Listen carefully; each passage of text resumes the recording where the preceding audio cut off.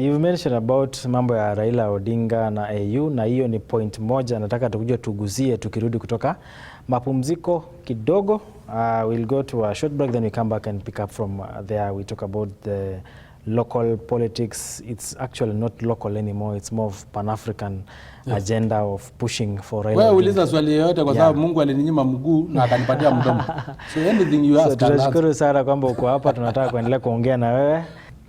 Apart from that, I have a vision that Africa will unite, just like the dream of our Pan-African forefathers. Kwame Nkrumah, Muammar Gaddafi, Julius Nyerere, name all of them. Patricia Lumumba, all of them. Sankara, that wanted to unite Africa yes. into the United States of Africa. I have that dream, and that dream will be actualized during our lifetime. And that is why, for me, I find Odinga as the best placed to become the AUC chairman. And you know why? You know, some people say, we did not vote for Raila as president of Kenya. How can he become the president of the United States of Africa, which is a larger constituency? Yes. I may not qualify to be an MCA, but I'm qualified to be a member of parliament. Yes. You can't ask me why, after devolution, Ruto was not voted as a governor before he became the president. Yes. You know, a governor is also a kind of president of a county, and he's a smaller. But he was so qualified that he is qualified to become the president of Kenya, but not qualified to become the governor of Uasin Gishu. So the same with Raila Odinga. And one of the qualifications of Raila Odinga is his own age. The age gives him an edge over most of us. Honorable Dr. Shiranda, my colleague in East African Legislative Assembly from the Uganda chapter, wanted to contest.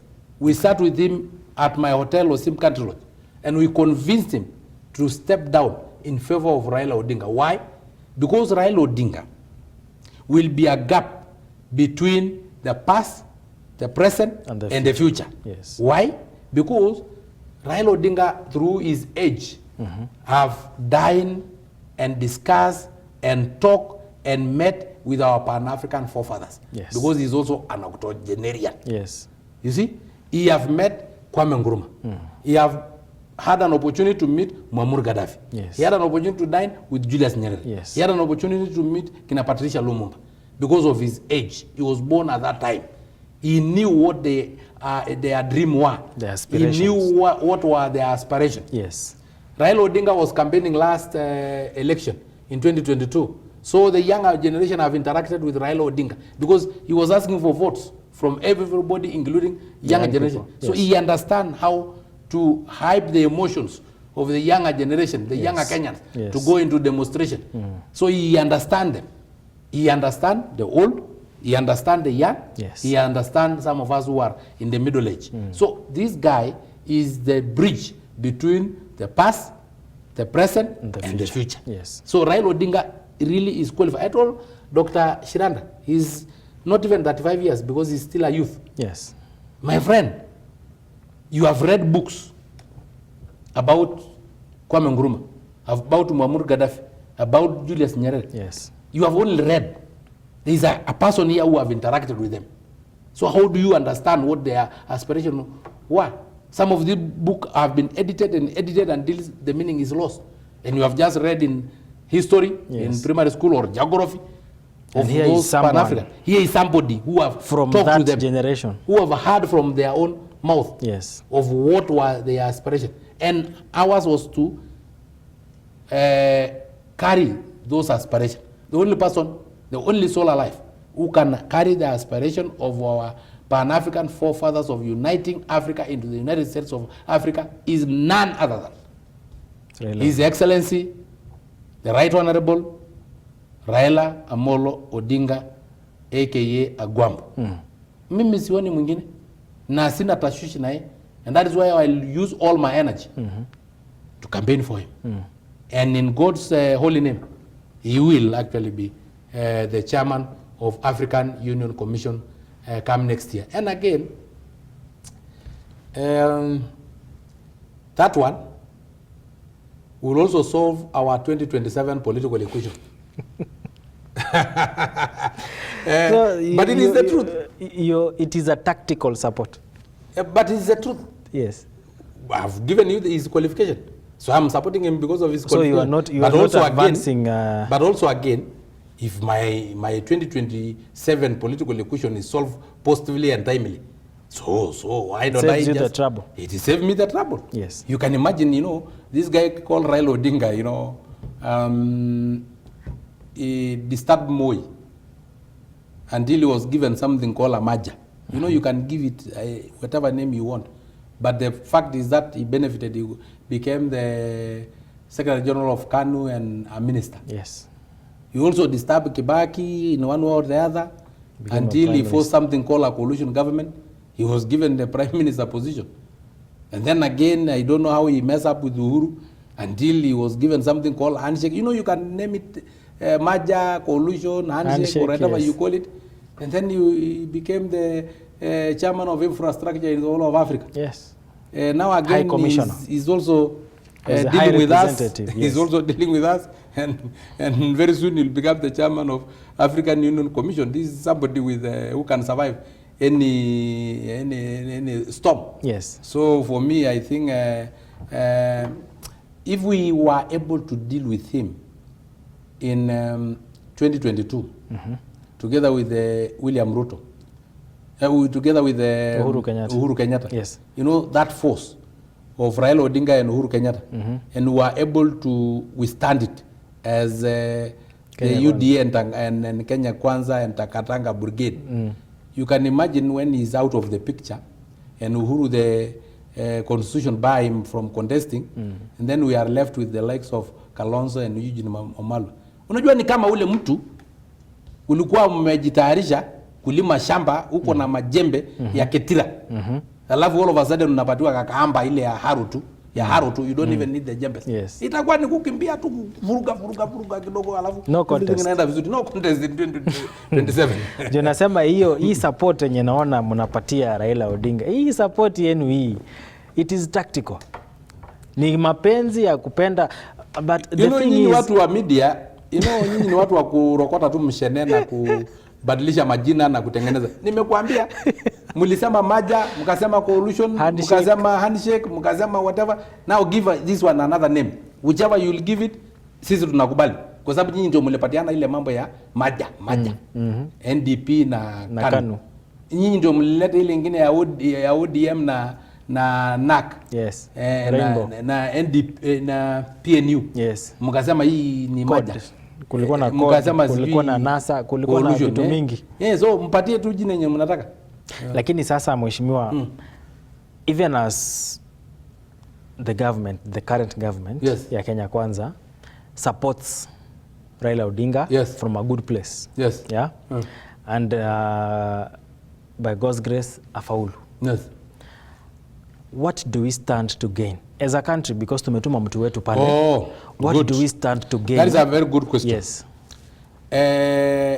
We have had a 5 chairperson of AUC, African Union Commission. All of them, none of them was from this region called East African region. Okay. We have heard from the North Africa, we have heard from West Africa, we have heard from Central Africa, and even South Africa. Now it is a turn for East African community. So if we all combine and go as a united economic bloc, we will be respected by other economic blocs in Africa, like SADC, IGAD na hao wengine. Watatuheshimu. ECOWAS watatuheshimu ya kwamba sisi pia tumeungana, tumeambia wengine wenye walikuwa wanataka kutafuta hii kiti wawachane, tunaungana namna hivyo. Again, since uniting Africa into the United States of Africa is gaining momentum, I think it will gain a lot having the first president of the United States of Africa. Kwani yuko shida gani? Si hapa tumekuwa tukingang'aniana, nyinyi Wakale mnataka kuwa na president, Wabaluya wanataka kuwa na president, Wakikuyu wanataka kuwa na president. Hata sisi wa Masai tumetaka kuwa, tulijaribu pale Tanzania kupitia Lowassa na Ole Sikoine, hatukufaulu, lakini pia unasikia tulipata uchungu mingi sana wakati yenye hatujafaulu. So this time around pia sisi tukipata kama East Africa, what are you gaining as challenge that you are voting as a bloc so that you have the president? what were the Kiku's gaining when they were voting Uhuru Kenyatta as a bloc, so that they can have the president. Of course, whatever you guys were trying to get is whatever we will also try to get when we have Raila Odinga as chairman. At the head of the table. As the head of African Union Commission, and eventually the United States of Africa. And because most, or I would say all, of the IALA MPs who are currently in Kenya, while you are hosting them at your place in Narok, the major theme, the overriding agenda was integration. Yes. Regional integration. Yes. Now, if we are to get Raila Odinga into the AU Commission, yes, would we manage to have some trickle-down effects to support this EAC integration, or would we be projecting the integration to the whole of the continent? Would we have our own space to grow before we spread out? You know what is killing Africa? Is the statement you have just made. Our own. Yes. What is your own? That is not African the rest of own. Africans. What is your own? Yes. You know, if we allow you to go with that language of our own, you just start saying our own in East Africa, you start saying our own in Kenya, you start saying our own in Kalenjin, you start even going to a county, saying our own in Nandi County, and then before that we realize you go to villages and say our own in this village, and you start even going to clan, so our own in this clan. We really need to say some characters sat in Berlin in 1884 and subdivided Africa in the scramble of Africa. Yes. Partition Africa. Yes. Put Honorable David Ole Sankok in the Kenya side. Honorable Milia Kenyasi, who is also a Maasai, to the other side of Tanzania. Yes. Put Honorable Odongo, a member of parliament in Yala, in the other side of Uganda, and put Raila Odinga, who is also a Luo like the other one, on the other side of Kenya. We don't want those boundaries. So when I talk of our own, I talk of our own Africa. In terms of Africa. Okay. You know, when we were admitting Somali, some characters somewhere said Somali have a problem. They are fighting. The origin of Al-Shabaab is in Somali. Yes. I don't see problems. I see opportunities. For me, I saw through those problems you guys were projecting. And I saw Somali coming with 3,500 kilometers of coastline. That is what I saw in Somalia. I saw Somali coming with herds of cattle and camels that will add value to the East African community. So people were seeing problems in DRC. There is a lot of fighting in Eastern DRC. In Goma, for me, I saw the opportunities. The largest water tower that is in DRC, Congo Belt. Yes. The river with the largest amount of water, volume of water, that is Congo River. You know, that is what I saw. The large landmass that is arable, that is what I saw. You know, because for us to be able to unite Africa, we have to discard this myopic view in our own neighbors, in our own brothers. If they have a problem, we have a problem. We need to solve those problems ourselves, because African problems require African solutions. And we cannot just go like this and say this one is our brother, yes, but they have problems, they are fighting. It is us to go and solve those fightings. That is why the East African community have sent army to try and return peace to the Eastern DRC. That is why we went as East African Legislative Assembly, the Committee on Regional Affairs, to monitor the election that was in DRC. Not to infringe into their space, not to micromanage them, but to tell them, look here, brother, we need peace, because when you are at war, the whole of Africa is at war. Yes. When you are not in peace, we are not also in peace, because we are our brother's keeper. And I see opportunities rather than those little things you say, my brother, you know, our own. Yeah. My own is Africa. Okay. Our own is Africa. And our continent is Africa. And we cannot continue being enslaved. We cannot continue having boundaries drawn by some characters who want to enslave us. Yes. And they actually enslaved us. You know, they divided us into very funny names. You remember East African Protectorate is due for British. British, yes. There was another Belgium, you know. At the moment, it is even so funny that in East Africa Legislative Assembly, we are almost using sign language to discuss. Because of the language barrier. The language barrier. Yeah. You know, Kenya here, Uganda here, whatever. We want to unite as the United States of Africa. Why did the whole of America unite? It's because they knew they can only become powerful through unity.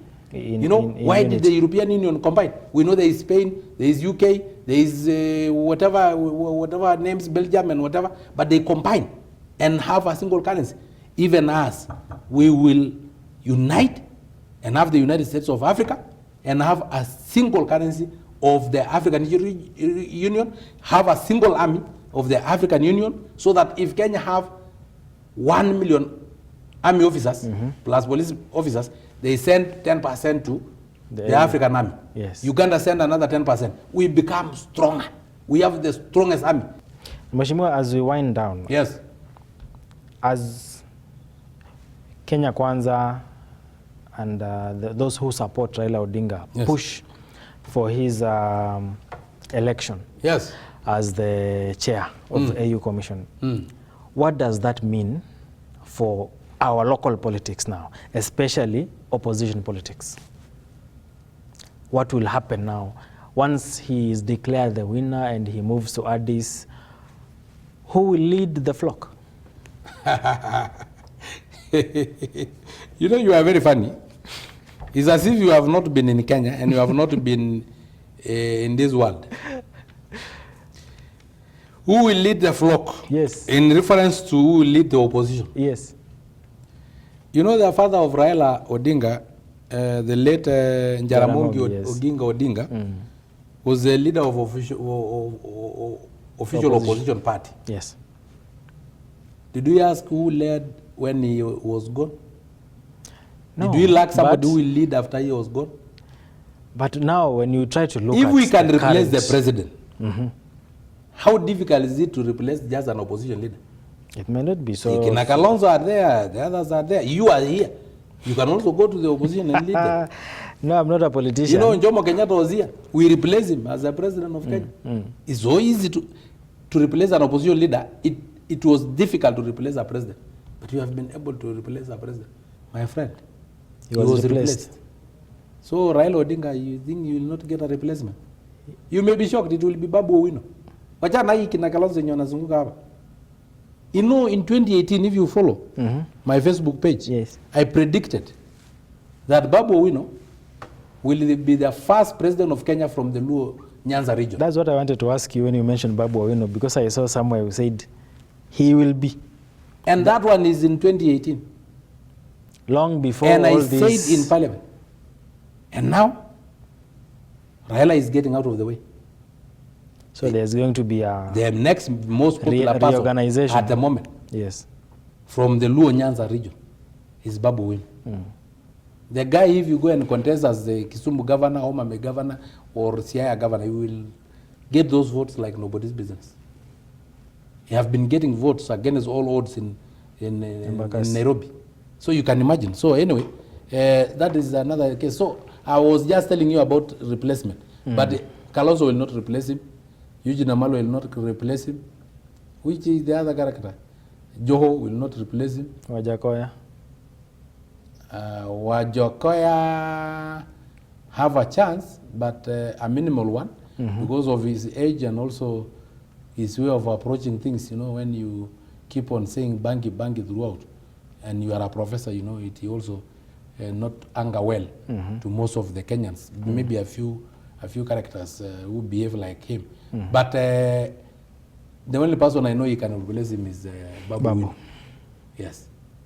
Mbadi had a certain chance to a certain level, but wakati alikatazwa kusimama kama governor of Homabay and then he became nominated like me, you know, the clout ikaenda chini kidogo. In politics you can lose overnight.